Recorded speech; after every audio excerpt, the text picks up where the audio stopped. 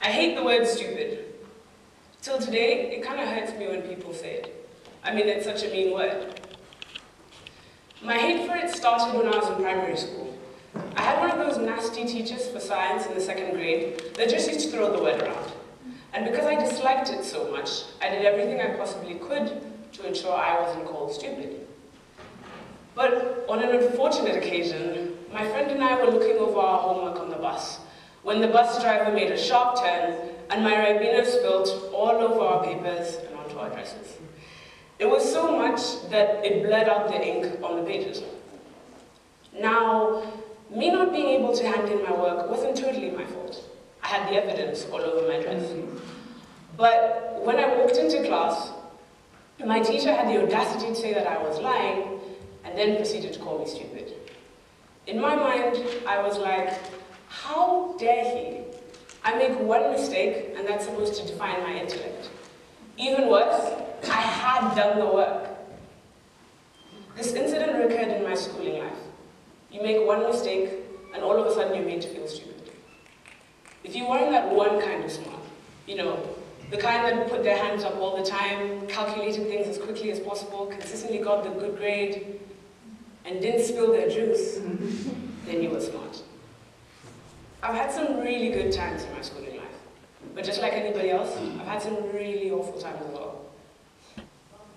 And as I've gotten older, there's certain things about the system that drive me nuts, and have led me to ask, why am I here? Why are any of us here? Whilst attempting to unpack this question, I couldn't come up with an honest answer. I settled with, I want to get an education.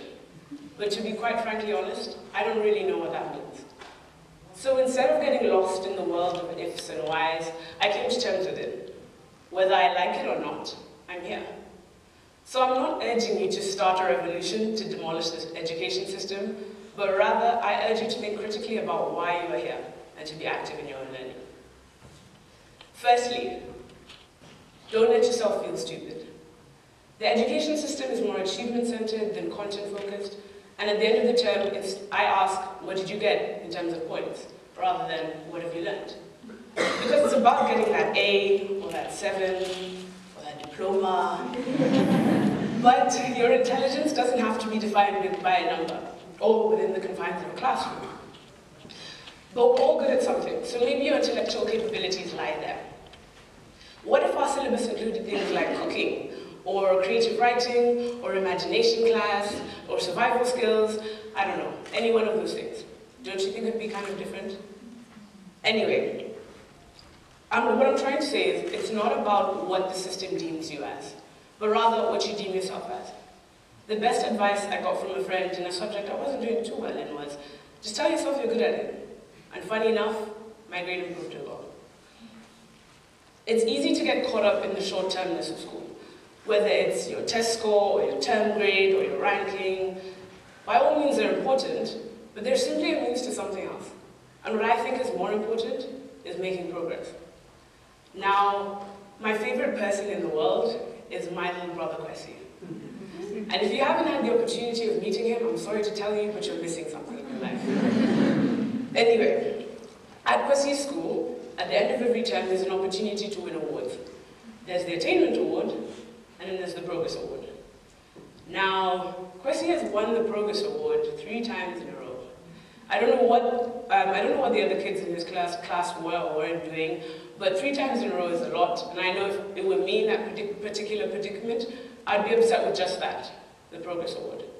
But instead of feeling down, he acknowledges that the other boy in his class is the smartest, but is content with the Progress Award because he has physical proof that he's making progress and moving forward, not anybody else. So why not aim to do that, make progress? Because isn't that all we can really do? The linearity of the education system makes it seem as though all the people born in this year have the capacity to do the same thing at the same rate, pass, and move on to do the same, move on to the next stage. But what if I'm 17 and I have the grammar skills of people younger than me? Or if I'm 9 and I'm too advanced for the maths class that I'm in?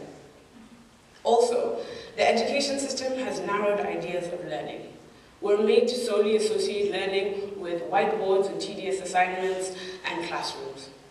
But I believe that the best way to learn is through experience. So I was lucky enough to go to a summer camp in Switzerland that aimed to help kids with their French. Two main things shocked me about the classes. Firstly, we barely had class inside. Instead, we drifted along the streets of Lausanne, playing games with clues and reading maps, and talking to the shopkeepers and pedestrians, all in French. Well, mostly.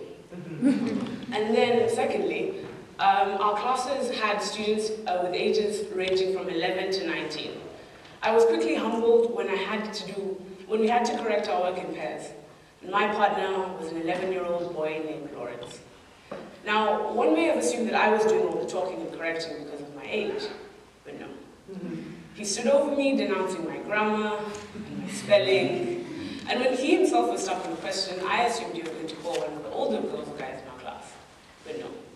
To my disappointment, he called on his 12-year-old sister. This may have crushed my pride, but it did help my French. Now, I understand that not all the examples that I've given you are applicable to this particular context, but my message remains the same. Be active. We're fortunate enough to be in an environment where so much of the learning happens outside of the classroom time. I learned how to cook from my current ComServe, how to work with people from different ages from my after-school activities, and that being a teacher is the hardest job in the world from my ID1 community service. And initially, all these things flew over my head. But I understand that learning is something that will continue once I leave these walls.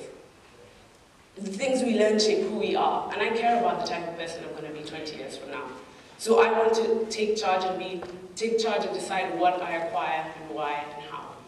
I want to be an active learner. I hope you do too.